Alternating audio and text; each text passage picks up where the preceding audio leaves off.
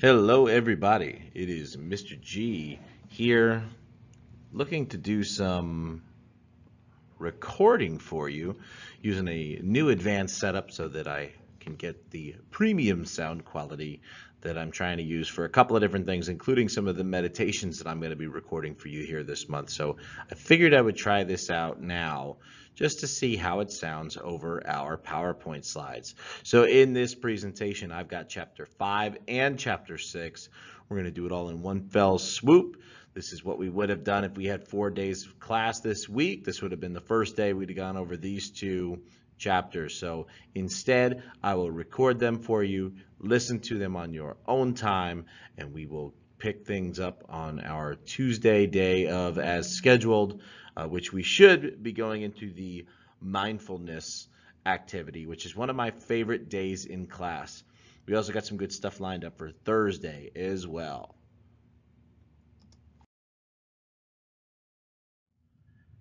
All right, I think I'll leave the camera on for just a little bit here, but I'm probably going to turn it off just because you don't need to look at me, and this little video actually gets in the way of what's written on here. But let's open this chapter with a couple of key questions. I think these are, I usually skip past the first couple slides because they open with things that seem trivial or things that might not be quite as important as some of the other content. But I think these questions at the beginning of each of these chapters really do serve a good purpose because they should make you internally reflect on the ideas we're going to be talking about. So let's start with the ones here. First question, is my life really stressful or is it all in my mind? Now, I know we've covered the fact that we know the answer to this, but I need you to really think for yourself whether you actually believe that. Because accepting that belief, accepting that responsibility of your mind and your thoughts creating it is different than actually just saying, oh, everything is stressful. The next one, not sure if you've ever felt this, but perhaps you have. Why does one of my classmates thrive while balancing a full class load, a job, an active social life, while another classmate in the same situation burns out? A great question where you're kind of looking at someone else. Well, why are they doing this? Why can't I do that? Or how come this person does this and has all this going on, but the other person can't seem to get it together? These may be questions that you ask yourself. And finally, I feel like I'm being pulled in too many directions with no choices. What can I do about this? Well, that's what we're going to try to address here. So I'll shut down this little video portion so you guys can't look at me anymore. Bye-bye now, but you'll hear me for sure using my little microphone. Can I shut it off? Well, I'll do it on the next slide. Let's see. All right, I guess we're stuck with the little freeze frame of me, but it should go away on the next one. I'll let you guys read the objectives for yourselves in this slide and the next one.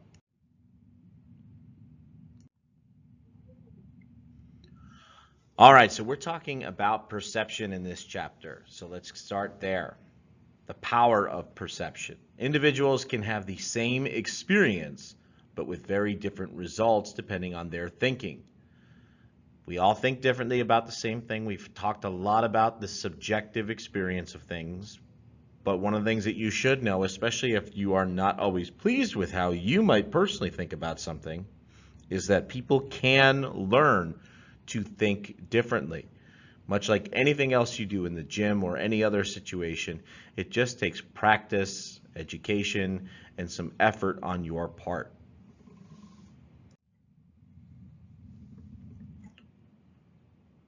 Perception and stress. The way that we perceive or interpret events is what causes us to feel that stress. We've talked a lot of examples here. And really, again, when you are faced with a situation where you actually feel stress, remember to ask yourself if you are in fact in a life-threatening situation. The answer is probably no, but yet you still continue to feel that same sense of dread and stressfulness that we associate with things that are actually dangerous, but it doesn't really serve a great purpose in our life. The perception or the interpretation of an event is what initiates that fight or flight response. Remember, no event causes us to experience stress. The event itself does not. Your thoughts do. I said it last week, and there it is in plain English, black and white. No event is inherently stressful. When we say inherent, it means that just by virtue of being what it is. Like we always say when people come into the gym that there is some inherent risk that is assumed when someone is working out, and that's true. When you go to work out anywhere, no matter how fit you are, no matter how safe it is, the fact that you are putting your body under some kind of physical stress, there is an inherent level of risk that you have to assume. But when it comes to things being stressful, that is not the case. Nothing is inherently stressful. It only gets interpreted to be stressful based on our own thoughts. So let's talk about something called cognition. We'll define what it is and we'll talk about how to use it. So cognition is a mental process that consists of thinking and reasoning skills. That's it. Cognition really has to do with thinking and how you reason things out in your mind. Whenever something happens, whenever we experience a stressor, we go through a very instantaneous phase of cognitive appraisal, where we size it up and we get our thinking in line to determine how we feel about this thing. Is it stressful? Is it positive? Is it negative? Anything like that, that we are appraising it and we are assigning some kind of meaningful value that we derive from our brain. Now, a cognitive distortion is a process in which perceptions become magnified out of proportion to their seriousness. And this is something that happens quite a bit, and as you might imagine, is something that causes a significant amount of stress. So if that is the case, there are things, like I said at the beginning of this chapter, that we can do. You can be trained and learn how to change the way that you think about things and the way that you interpret stress. So let's talk cognitive restructuring. This refers to the mental act of changing the meaning or our interpretation of the environmental stressors in our life. This is also called reframing. Now, this concept of cognitive restructuring or reframing is one that you can use in your projects this month. I know you're supposed to be looking at different coping mechanisms, things that allow you to maybe change your perspective. If you can't eliminate the stress, maybe you can change the way you think about it. Well, cognitive restructuring is one thing that you can do, and it doesn't require much in the way of doing anything. It's just stopping to think about something, create that awareness of your thoughts, right? Okay, I'm experiencing something negative. There's a negative, stressful response that I'm encountering. And then you're going into a period of correction of that stressful, erroneous thought.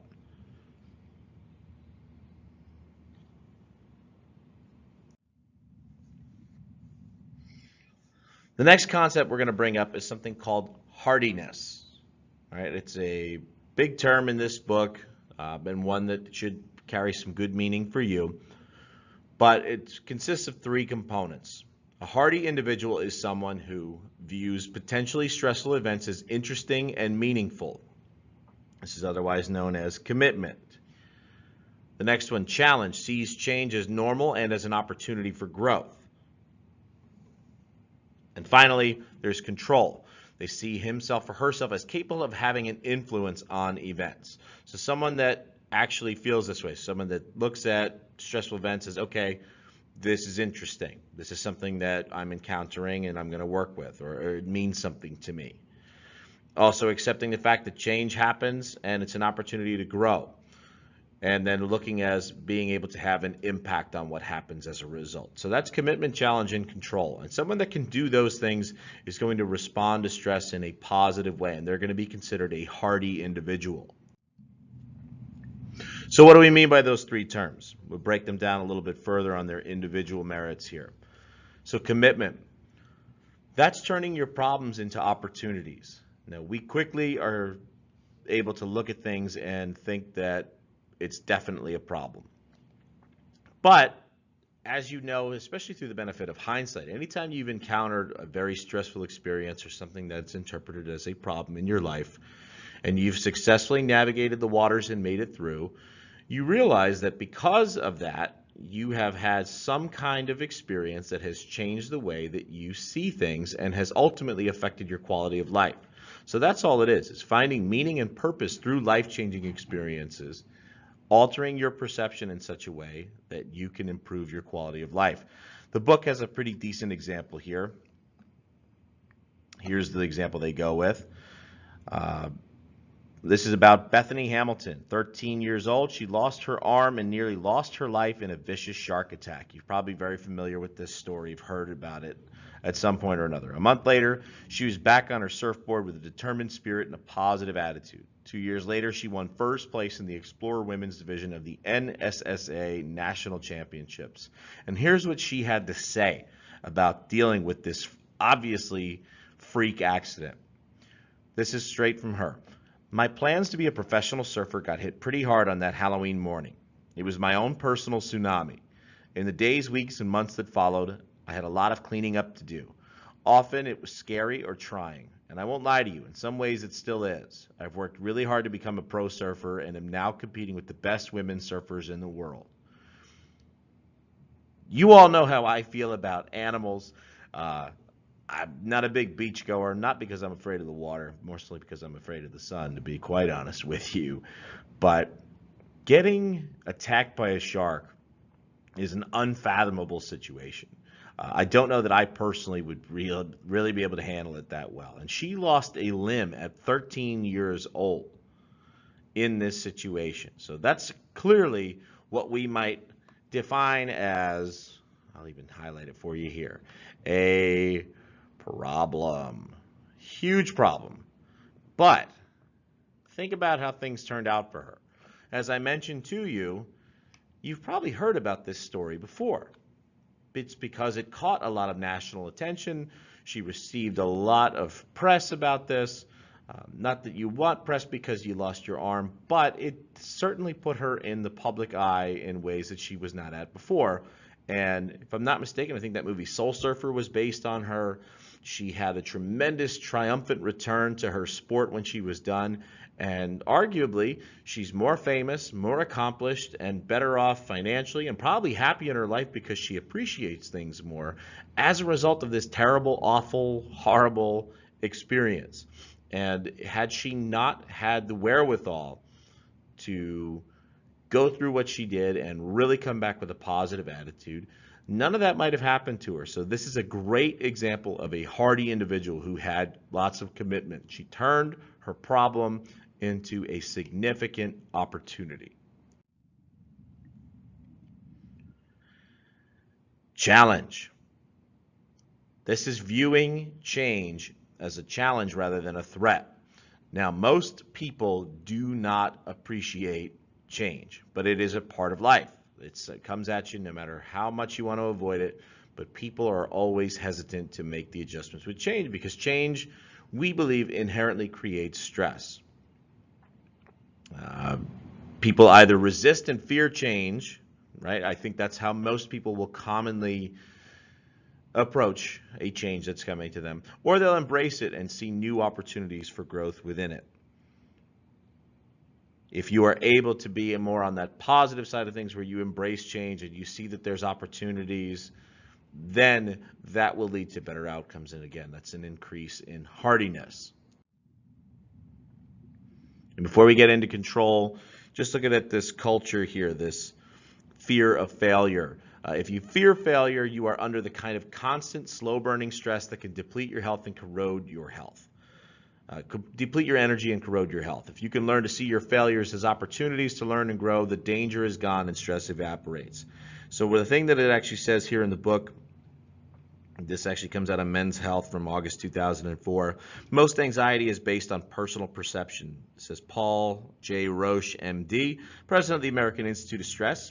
Chinese word for crisis consists of two characters, and this is where the culture connection comes in. The two characters in the word crisis are danger and opportunity. And again, that quote comes next, but looking at danger and opportunity together as the word crisis, it's a really unique perspective, but it tells you a lot. If you can see things as an opportunity to grow through that danger, then you've got a good outcome waiting for you on the other side. Finally, we've got control.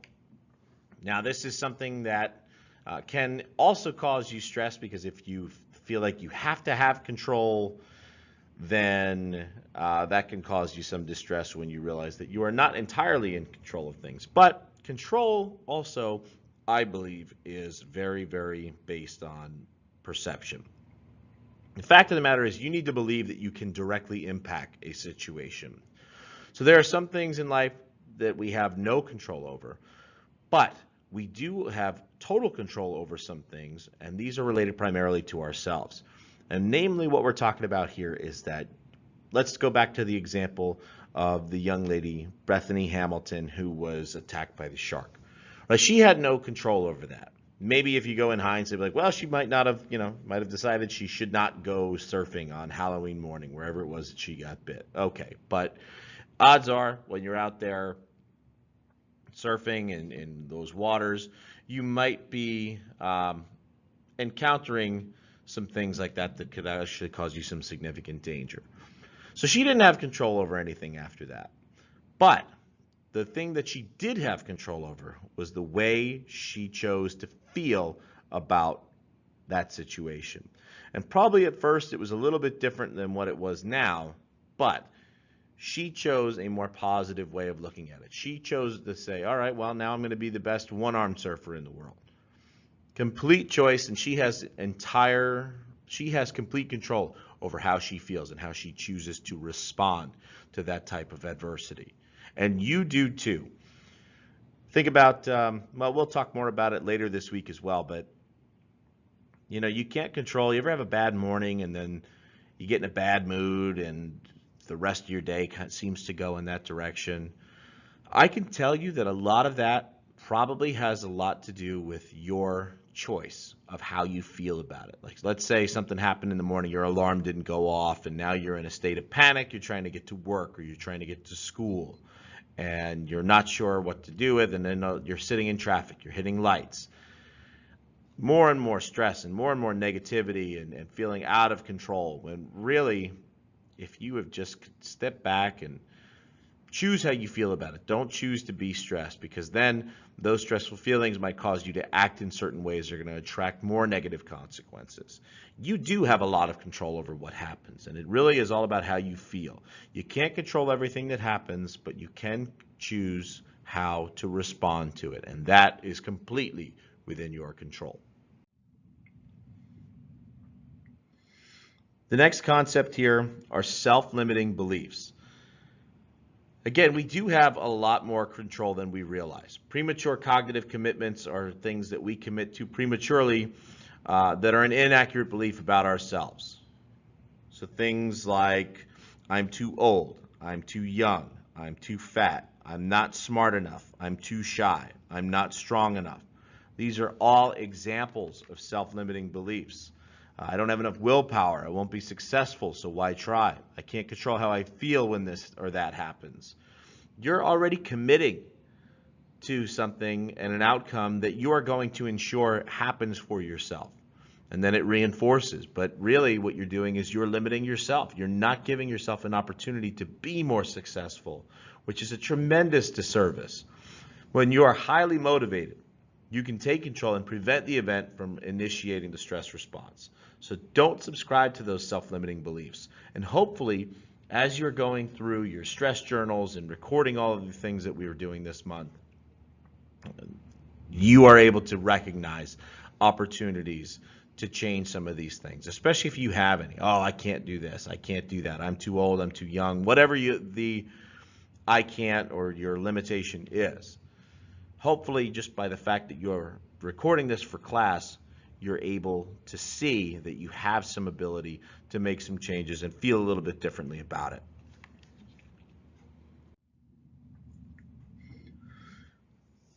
A locus of control, back in the topic of control here. The locus of control is the extent to which we believe that we control events that affect us. Now think about this. People with an internal locus of control see themselves as responsible for the outcomes of their own actions. Whereas people with an external locus of control believe that whatever happens to them is unrelated to their own behavior, and that makes it beyond their control. So these are people that don't take any responsibility for the things that happen to them. On Friday, this past Friday, I was having a good morning. It was one of those mornings where like things were really kind of going my way. I got a good email that I was waiting for my other job. I had enough time, so I was able to get to work at a decent hour. The sun was shining, beautiful day. And I even had an example where a police car was behind me and then left, and I had that kind of stress response, and I thought it would be fun to talk about in class. Then I was cruising on the highway, getting into that state of highway hypnosis that you get, especially if you drive quite a bit, where you just zone out and you're driving, but you're not really super aware. I mean, you're taking in some of the stimuli that are there, just so it's still safe, but you're not always totally aware of exactly what you're seeing or how fast you're going. And I was flying. And sure enough, there were a million cops out on the road, and I got pulled over, and I got a pretty decent sized ticket. Not cool, not a fun thing, but I really have not been too broken up about it. And I'll tell you why. Usually when I'm encountering things, especially while we're in this class, it really does make me also take a step back and look at things. Now, I could easily blame the cop, right? Because he's sitting out there with a laser, and hell, even the thing on his ticket that he gave me, it's called the stalker laser. That's what it's called. It's written on there. I could show it to you. That they're out there just nabbing people. And he even said to me, like, oh, we're enforcing things today. And as I was driving there and I was driving home later, I saw a ton of police cars out on the road, and I saw lots of people getting pulled over. So something was going on Friday where they were trying to get a little money in the budget or whatever the case may be. So it could very well be an external locus of control thinking where I'm like, well, it's not my fault. I do that every day, and it's not that big of a deal. I'm not hurting anyone, and they're just out because, they have to get some more money. Maybe that's true. But really, at the end of the day, I was speeding. I was going far faster than I should have been. And when you do that, especially when you do it as often as I probably do it, you're going to get caught. You're going to get nabbed. I hate having to do the commute. It's not a pleasant experience, so I try to get to work fast and try to get home fast. But when you do that, especially when you're beyond the reasonable limits set forth by the law, it's going to happen. So that's something that I need to live with, and I do. I take internal responsibility for it. I'm not mad at him. I wasn't rude to him. Look, he had me dead to rights. He was completely within his rights to do so. That's an internal locus of control. Blaming him, saying, oh, it was because of this, or because my car is green, or I've got stickers on the back of it, so I was being targeted. That's an external locus of control. Self-efficacy, that's the belief in our ability to accomplish a goal or change a behavior. And if you have a lot of it, you don't feel so much stress because you feel like you are in control of things. Here's from a self-help book, an old one, but a good one. So this is Norman Vincent Peale's The Power of Positive Thinking. And here's a couple of different points that he makes in that very book. Number one, you can have control over your life. Number two, you can get farther in life if you have a hopeful outlook. Number three, you can create your own luck. Now that's one that, without having the book here in front of me, I might not be able to explain to you quite as well as you might want to respond to it, but we will do some things this month where I can maybe show you a little more of what that you can create your own luck looks like. The next one, the only person who can change you is you. That is 100% true. You have to allow things to happen. And finally, believe in yourself and have faith in your abilities. These are all tools that he has prescribed as being ways to enhance positive thinking.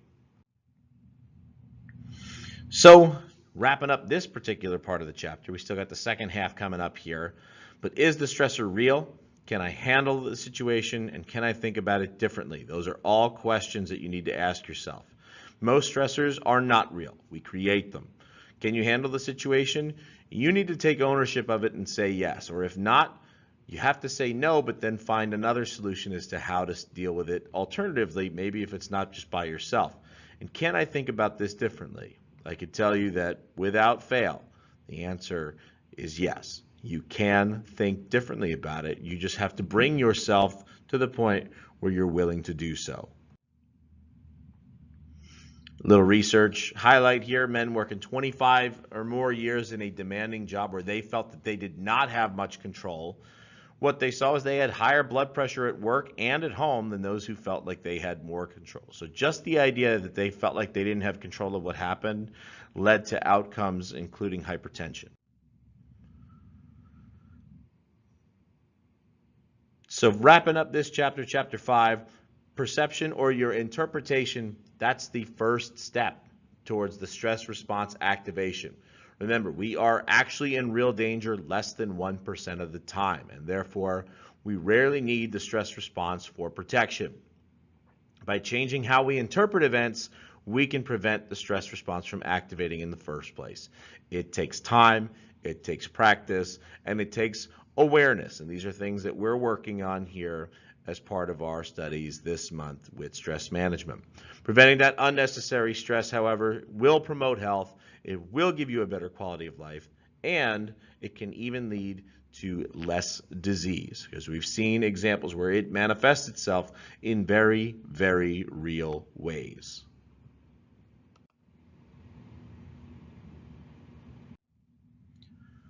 All right, and with that, that will bring us into chapter 6. So we're going to be talking about thinking and choosing. We're getting a little bit closer to now being able to put some things to use. We've been talking much about how we identify stress and some things that might help you with the thinking about it. But now we're going to start getting into some actual techniques. So here are the key questions for chapter 6. First of all, stressful thoughts automatically pop into my mind. That might in fact be true. You might actually feel that way. Can I really control how I think? The next one, my first thoughts always seem to be on the negative side of things. Can I learn to be more optimistic in how I think about things? And finally, can I do anything to change how I respond to stressful events? What I can tell you is the answer to all 3 of these questions is yes.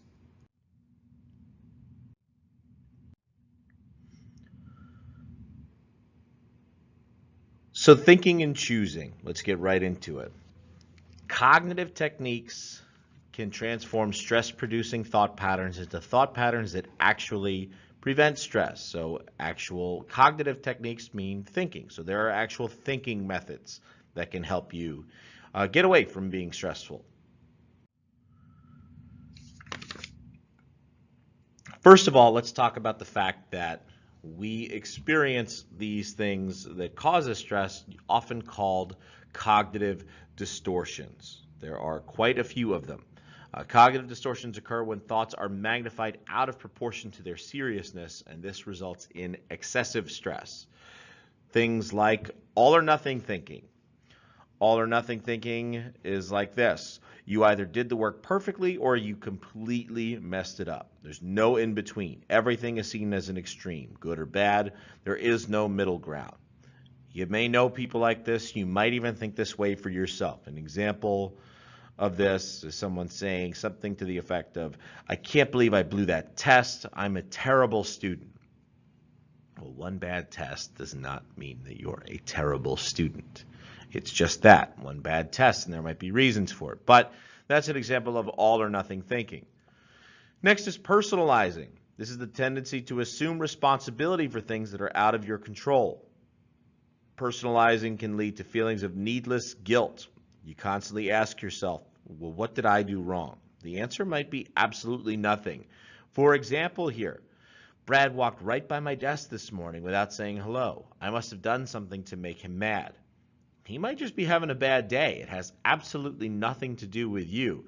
But instead of looking at that as a viable possibility, an alternative way of thinking, someone went straight to feeling like they caused that to happen. So they were at fault somehow. That's personalizing.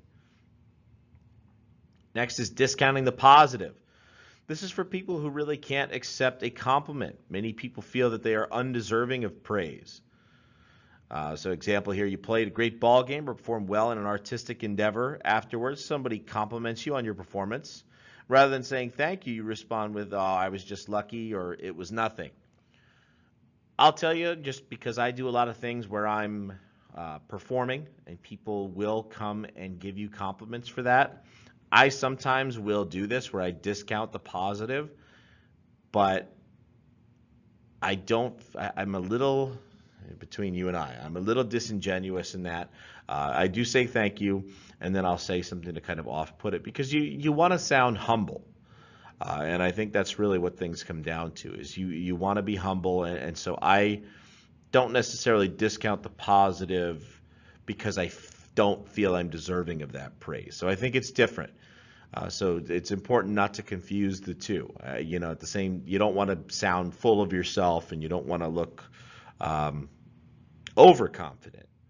So just being humble, like, oh, and it's just doing the job.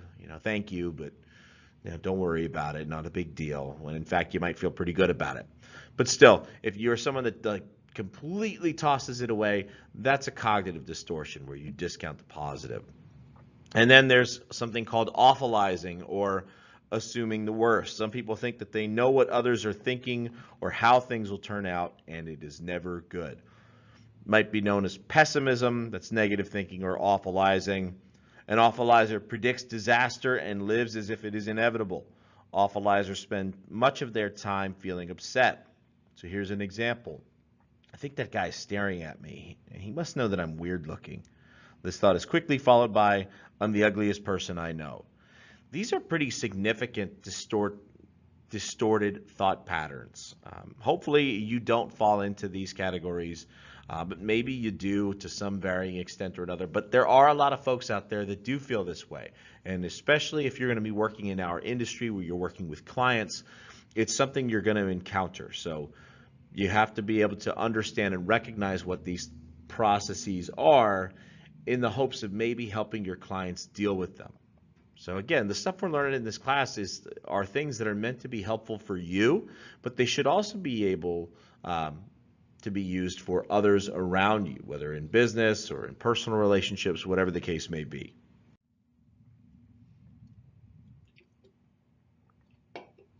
So I take a little sip of my beverage there.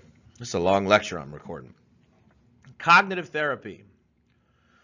This focuses on cognitive distortions, the ones we were talking about, and relearning thought processes as a way to alter negative emotions, raise self-esteem, and gain hope for the future. It is a good, viable technique. It's been used with groups as well as with individuals. Here's an example of what one student reported after participating in cognitive therapy to help her deal with her stress. I've been doing outstanding. Not every day is good, but now I know that if one thing goes wrong, I don't have to have a bad day, I can have a bad moment. Cognitive therapy can be a remedy for both distorted thinking and more serious disorders such as depression. And there's an example coming up of some other examples of where cognitive therapy might be pretty effective. Here's a quick little survey that was taken. This is all the way back in 1988. But believing what you're told is what the little part in the book is called. And in a study of parent-child interactions over several days, researchers found that on average there were 400 negative comments for every positive one spoken to each child. Now, I don't have the barometer in front of me as to what constitutes a negative or a positive comment, but as a parent and one that often scolds his children, some children more than others in the house, this number still seems pretty shocking, but I'm not, I guess, entirely surprised. No matter how many times I've taught this, 400 to 1 is the ratio of negative to positive.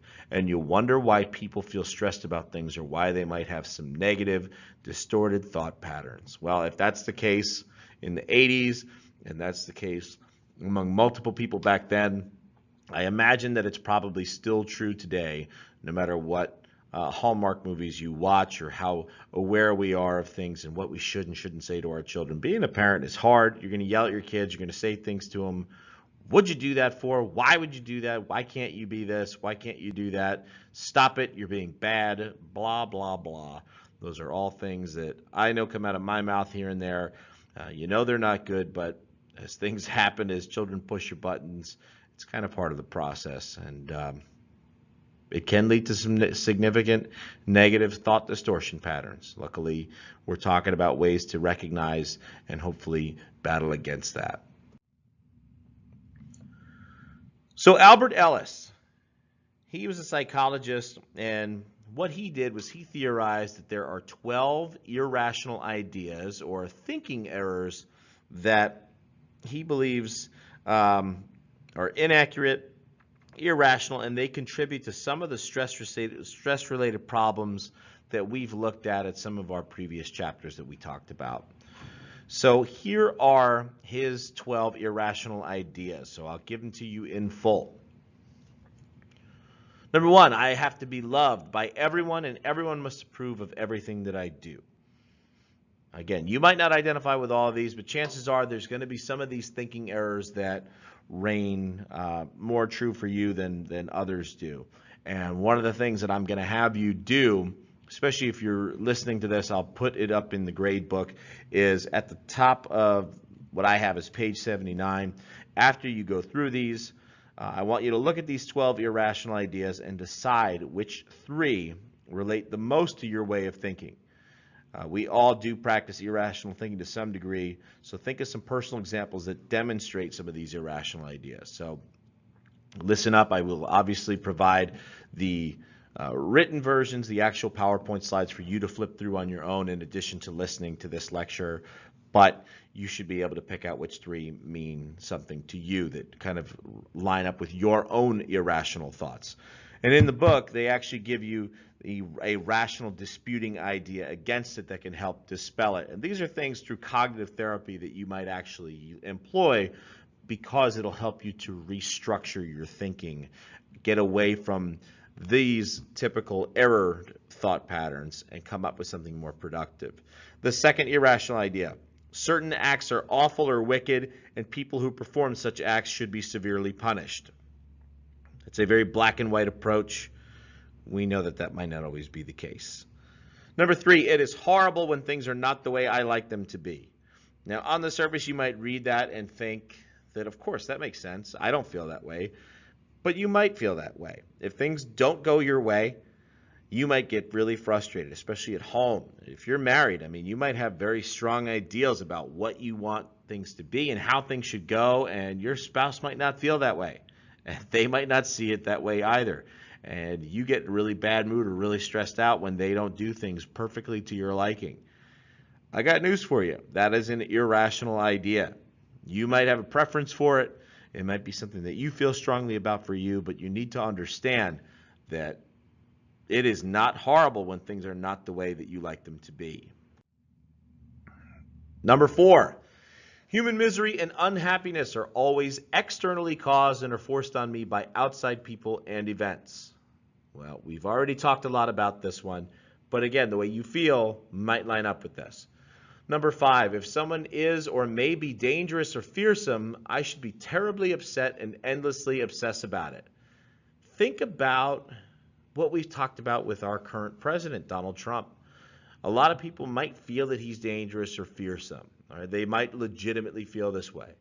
But how many people just are sitting there and tirelessly obsess over what he's doing? I think it's a really grand waste of time. It's a tremendous thinking error. Even if he is, let's say for argument's sake, it's not necessarily how I feel, but let's say for argument's sake that he is fearsome or dangerous. You're going to give up how you feel among people around you and in your day-to-day life to endlessly obsess about how the president is? It doesn't make a lot of sense, and what it's going to do is cause more problems for you than it will do anything to help you or benefit this country, etc.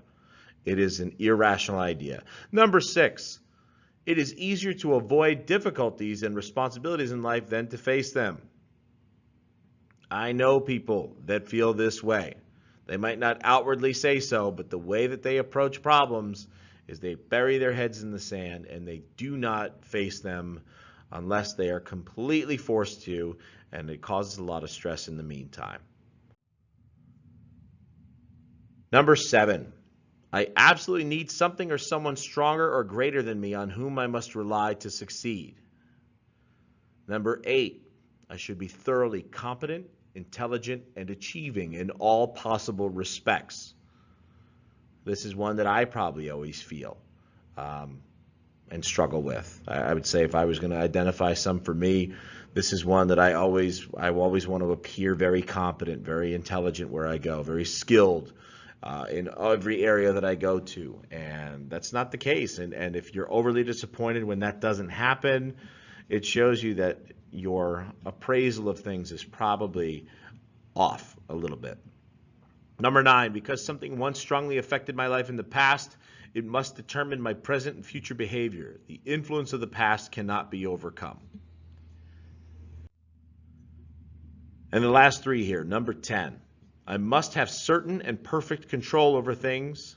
Number 11, human happiness can be achieved by inertia and inaction. And number 12, I have virtually no control over my emotions. I am their victim and cannot do anything about how I feel when things happen. These are all thinking errors. They can be overcome. There are rational disputing ideas for each. I could post these up. This way you can read them on your own. This way I don't spend endless amounts of time obsessing going over them. But of these 12, they should resonate with you, at least some more than others. And I'm going to want you to pick the top 3.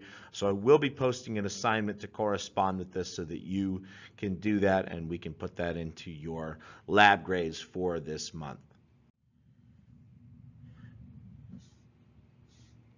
Here's something. Now, I mentioned cognitive therapy a little while ago, and I said that it's beneficial for a number of situations. Well, they've actually showed that it also can be beneficial for those suffering from PTSD.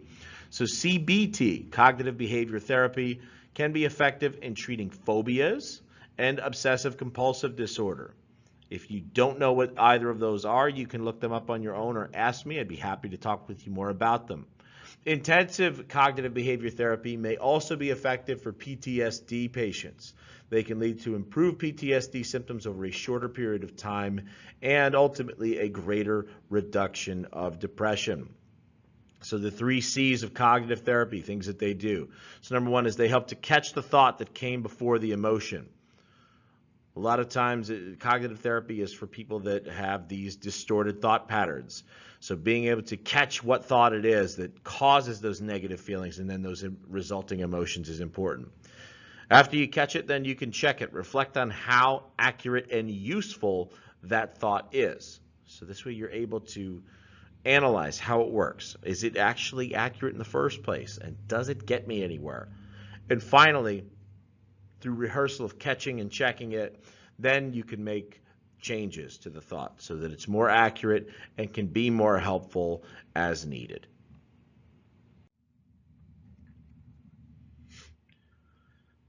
Positive self-talk. Last time I taught this, I added that little picture in of the little cat sitting there looking in the mirror, and he sees a lion. He's talking himself up. He's making himself big. Self-talk describes the messages that you send to yourself. All right, so that's just self-talk in general. This flow of thoughts, sometimes referred to as your stream of consciousness, often determines how you interpret events in your life. All right, so think of it as your own inner monologue, your own narration of how you think about things. Becoming aware of this stream of consciousness and listening to what you're thinking is the first step in mastering your self-talk. A lot of us don't even realize how often our self-talk is negative. It's habitual. It's so commonly occurring that you don't even realize it happens. Our brain thinks faster than we can talk, so if we are in the habit of thinking negatively, these thoughts will enter the mind so quickly that we may not even be aware of them. So first of all, it's tapping into that stream of consciousness, figuring out exactly how it is you think.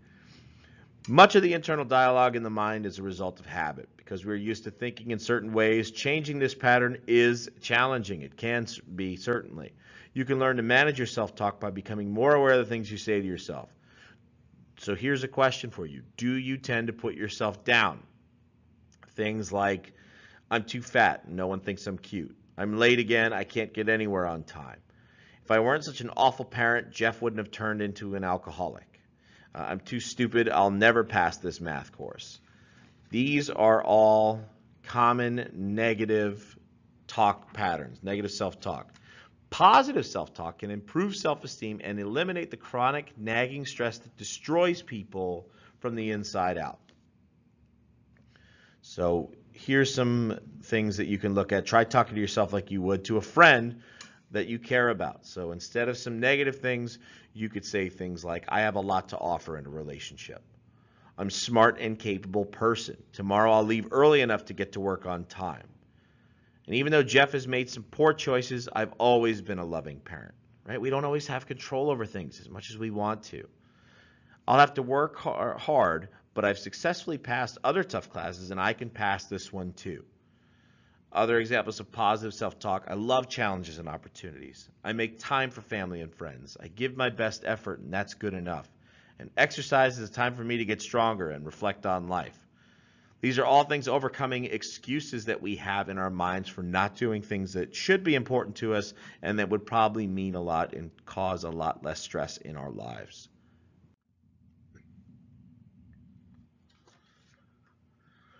The next technique, this is one that's kind of interesting.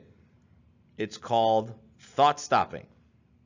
It's literally saying stop when you recognize that you're having a negative thought. So as soon as you identify something coming through your stream of consciousness that's negative, you literally say stop. It causes you to actually take a mental break and realize what you're doing. So suppose you're starting to think, I'll never be able to learn how to use this computer, I'm too old. But instead you can say stop and replace the negative stress-producing thought with, I've learned difficult things before, I can do this. If you don't stop it, you could just wind up going down the rabbit hole and leads to some negative emotions and negative feelings that cause undue stress. Here's some examples of power language. You might not agree with these. They might seem a little hokey, but bear with me. They are taking things that you say that might be negative and turning them into something positive. So the words that you use to describe your emotions do have a noticeable effect on how you feel, whether you realize it or not. So here's some things that you can do. So using a word like confused, which has a negative connotation, right? I'm confused means like I'm incapable of understanding. Whereas curious means I don't know much about that, I want to learn more. So confused turns into curious. Failure transforms into learning, right? How many of your failures are an actual failure? They're always an opportunity to learn. Angry to disenchanted. Students always get a kick out of that one because you've experienced actual anger and you don't want to just call it disenchanted, but it's one of those things that you can transform. Furious can become passionate, right? You ever see somebody get fired up about something and they get so angry? Well, it probably is because they're passionate. So if you're experiencing it, think about how that means just that you care a lot about something. Hurt, to bother. I hate transforms into I prefer something else. Hate is very negative. I prefer something else. It's focusing on the positive. I'm lonely versus I'm available. We're saying the same thing. Overwhelmed turns into I have a lot of opportunities. Rejected, misunderstood, stressed can turn into energized. So these are all examples, things that you can use to transfer negative talk to positive talk, and that is known as power language. Another cognitive technique is called going with the flow, or accepting situations we cannot control that sometimes gets overlooked. Maybe we tend to overlook acceptance because it can be difficult. Psychologist Robert Elliott says if you can't fight it or flee it, flow with it. An idea which is expressed eloquently in the Serenity Prayer, widely credited to St. Francis of Assisi. You've probably heard this before. God, grant me the serenity to accept the things I cannot change, the courage to change the things I can, and the wisdom to know the difference. Go with the flow.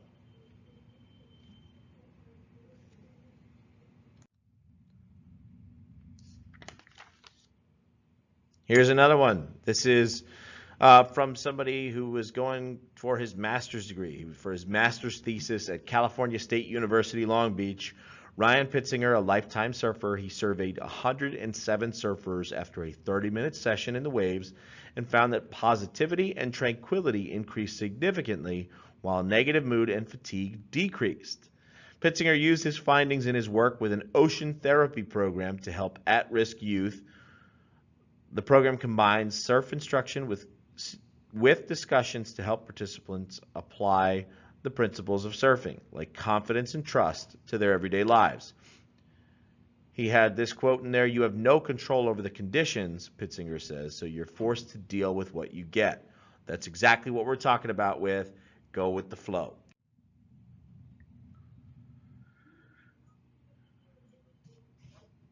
So here's some theories and practices. The conditioned response theory is the first one. One theory that describes why people make the choices they do has at its core the well-known concept of stimulus response and conditioning. This is an old concept, one that we covered in psychology, and if you've ever taken basic psychology classes, it's in there quite a bit. And it's conditioned response theory. It proposes that when things happen in our environment, we are conditioned to respond in certain ways. A lot of experts agree that people are conditioned to a large extent. Some patterns of behavior serve us well, and others do not serve us quite so well, but yet we still enact them anyway because we've been taught that that's what you do when this situation comes up. However, here's the silver lining in all that, especially as it pertains to some of your negative conditioned responses. If you learn to respond in a certain way to something that happens, you can unlearn it and you can learn something new in its place. Learning can still occur. It can be fixed to be more productive. Choice. As conscious and aware human beings, we have the capacity to place something between the stimulus and the response. This will immediately put us in control of how the situation will affect us.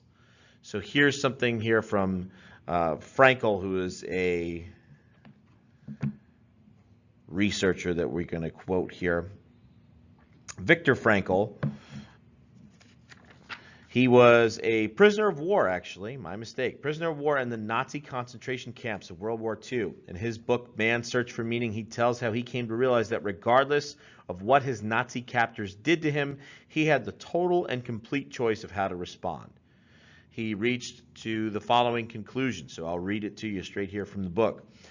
The experiences of camp life show that man does have a choice of action. There were enough examples, often of a heroic nature, which prove that apathy could be overcome, irritability suppressed. Man can preserve a vestige of spiritual freedom, of independence of mind, even in such terrible conditions of psychic and physical stress. We, who lived in concentration camps, can remember the men who walked through the huts, comforting others, giving away their last piece of bread. They may have been few in number, but they offer sufficient proof that everything can be taken from a man but one thing. The one thing that can never be taken away is the last of the human freedoms, to choose one's attitude in any given set of circumstances, to choose one's way. We can choose how to feel. You might not feel like you're always in control of your feelings, but you are. It comes down to a choice that you are always free to make.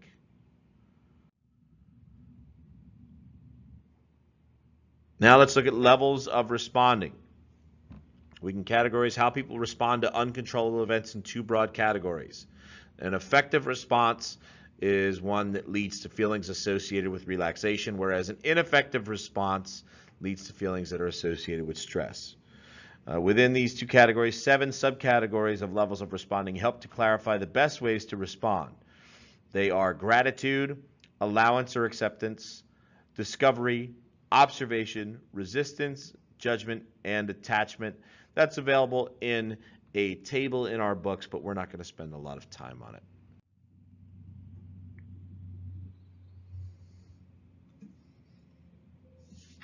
Actually, I lied.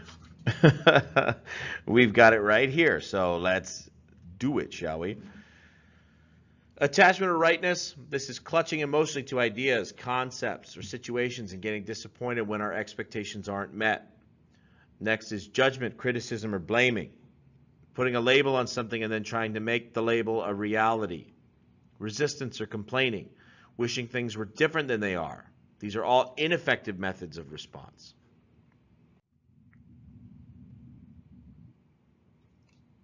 We'll skip the culture connection. Here are some effective methods of response instead when a stressful event happens. So we just went over some ineffective means. Let's go over effective ones. First of all, there's observation. Notice what's going on. Discovery is observing and seeking to understand it. Allowance or acceptance is emotionally embracing the way things are. And gratitude is being thankful for the opportunity to experience the moment. That's one that you usually read about a lot in people that are facing the end of their life, where they'll talk about how some things that they used to experience used to mean so much to them and that used to cause such tremendous distress and negatively affect their lives.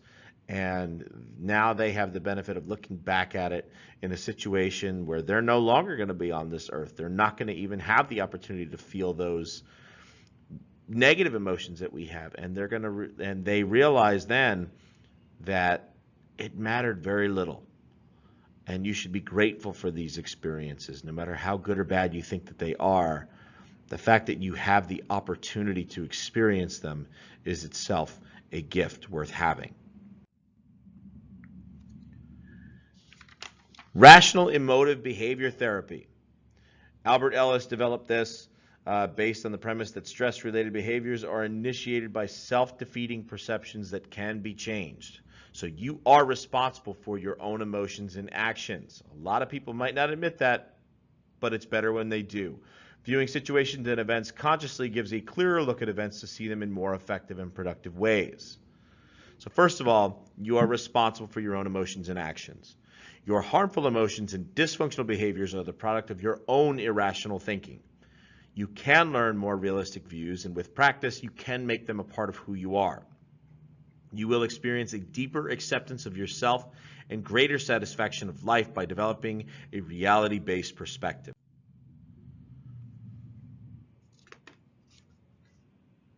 And another thing we have here is that there are two types of problems.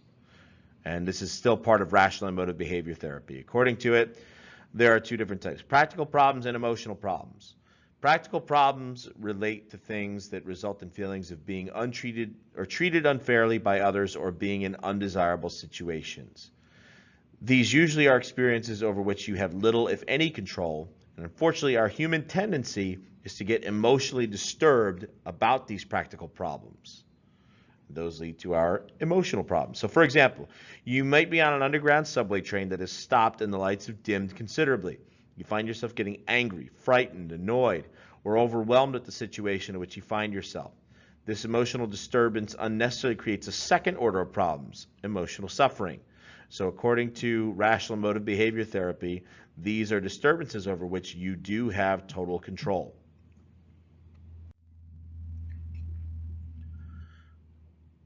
So how do we minimize that emotional suffering? They have a couple of different steps that Ellis came up with here that should be helpful to you.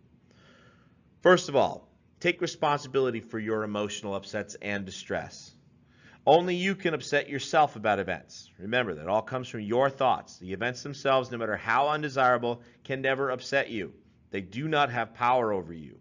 Recognize that neither another person nor an adverse circumstance can ever disturb you. Only you can.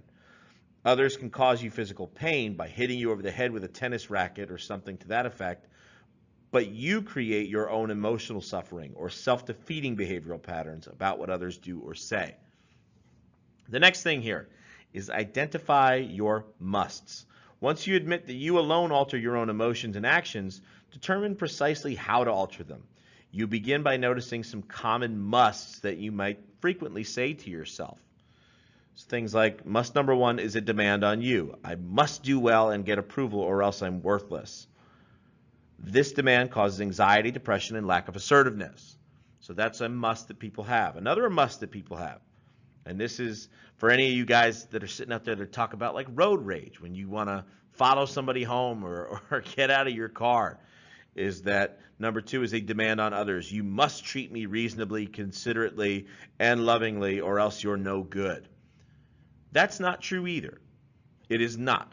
You might believe it to be. I think a lot of pride gets tied up in that, but that is not the case. But that is a must that we often deem on others. You must treat me this way. Remember, no one owes you anything.